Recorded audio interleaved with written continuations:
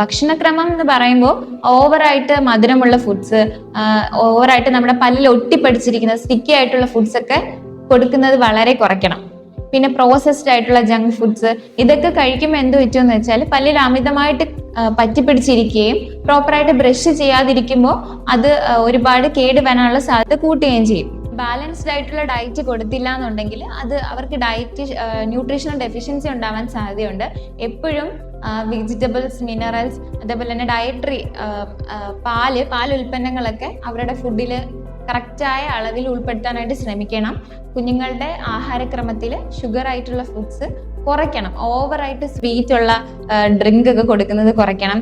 Sticky ആയിട്ടുള്ള മിഠായികൾ അധികമായിട്ട് കൊടുക്കുന്നതൊക്കെ കുറയ്ക്കണം. ഇതൊക്കെ മാതാപിതാക്കൾ ശ്രദ്ധിക്കേണ്ട കാര്യം.